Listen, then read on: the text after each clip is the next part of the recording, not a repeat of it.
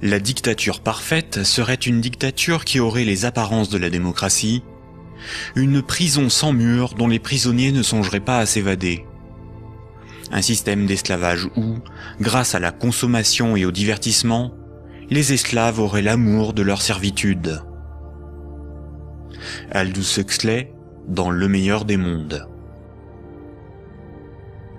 La croissance, essentielle à la domination de la finance, nécessite des travailleurs consommateurs dociles et manipulables.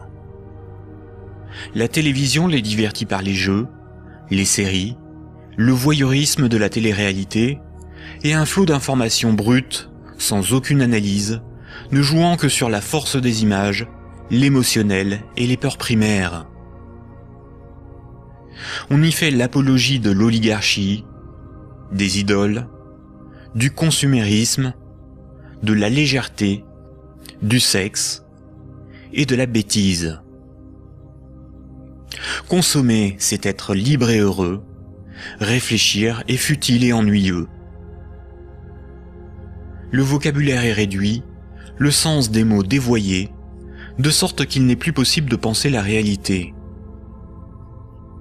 L'éducation est réduite à une forme de conditionnement à la servitude et d'insertion professionnelle. Un individu inculte n'a qu'un horizon de pensée limité, et plus sa pensée est bornée à des préoccupations futiles, moins il peut se révolter. La destruction des États-nations, de la cellule familiale, la négation des identités culturelles, religieuses et sexuelles, sont les moyens de supprimer tous leurs repères aux individus. Ils n'ont alors ni l'environnement social et institutionnel, ni les ressources mentales pour s'opposer à la domination mondiale des multinationales et de l'oligarchie financière, politique et capitalistique.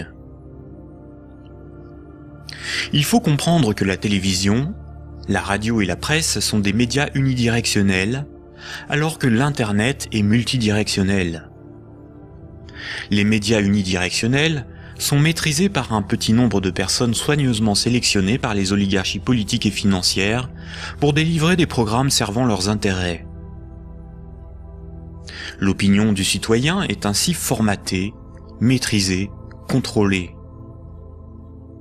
À l'inverse, sur l'Internet, tous les intellectuels, philosophes et journalistes peuvent s'exprimer, partager leurs analyses, et le citoyen peut librement choisir ses sources d'information, partager ses opinions et en débattre.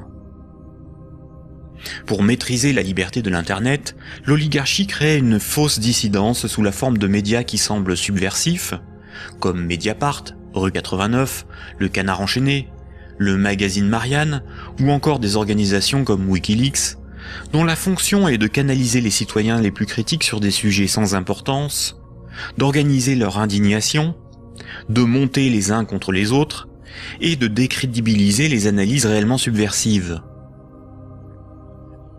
Et quand le prêt-à-penser perd trop de terrain, la liberté d'opinion et d'expression n'existe plus. L'Internet tout entier est diabolisé au nom de la démocratie, de la République, ou encore de la lutte contre un terrorisme fictif ou fabriqué. Les grands médias qualifient de racistes, de terroristes, de fascistes, de xénophobes, d'antisémites, de négationnistes, de conspirationnistes ceux qui analysent les faits, critiquent le système et tentent d'en exposer les fondements. Ces grossiers amalgames visent à empêcher le public d'écouter leurs discours, d'étudier leurs arguments et de débattre de leurs idées.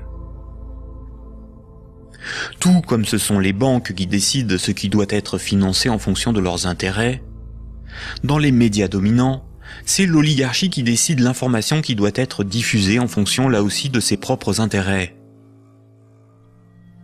Le contrôle du vecteur soit de la richesse, c'est-à-dire la monnaie, soit de la connaissance et des idées, c'est-à-dire les médias, soit encore du système législatif, c'est-à-dire le gouvernement représentatif non démocratique, sont les instruments de la domination des oligarchies. Dès lors, il ne faut pas tomber dans la provocation, l'extrémisme ou la violence. La violence et la provocation sont ce que le système attend pour justifier la censure, le contrôle d'Internet et la mise en place d'un État policier.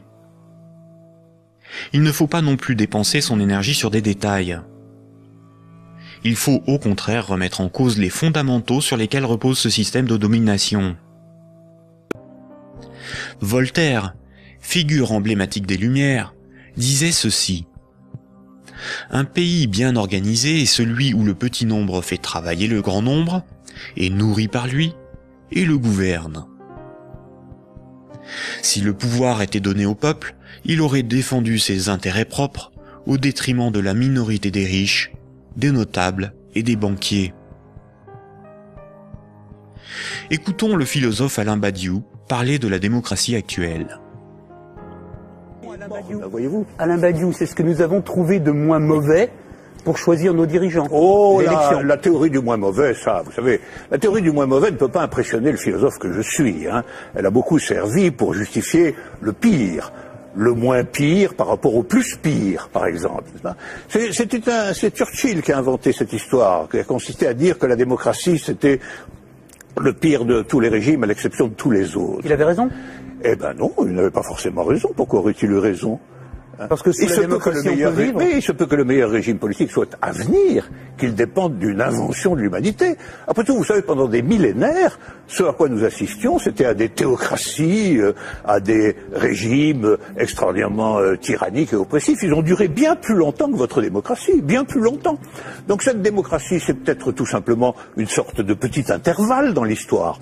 Surtout que elle ne marche que là où le capitalisme est déchaîné. Hein. Ça, c'est un fait. Hein. Le régime parlementaire démocratique, je le constate, c'est un fait. Il n'existe comme régime installé, consensuel, conséquent, que là où l'économie capitaliste s'est développée. Et quand l'économie capitaliste commence à flancher, ce type de représentation politique se sent aussi un peu malade. C'est là où on en vient au cœur de votre pensée. Un tout petit moment d'explication. Vous êtes, Alain Badiou, un de ceux qui avaient revendiqué le mot communisme, alors même que les régimes communistes ou étiquetés communistes étaient effondrés.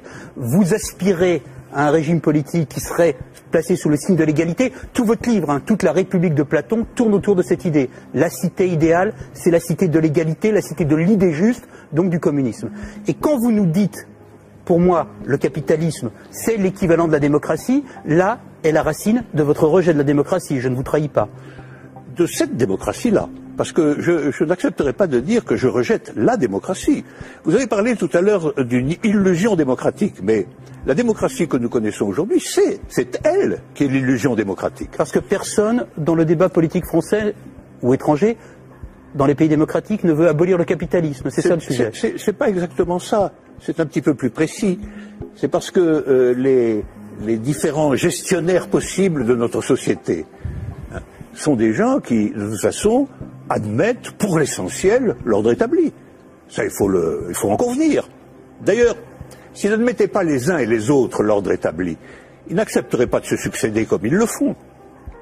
Il faut bien que tel candidat ne soit pas extraordinairement différent de tel autre pour qu'ils puissent alterner le mouvement des affaires restant à peu près le même, après tout. Hein.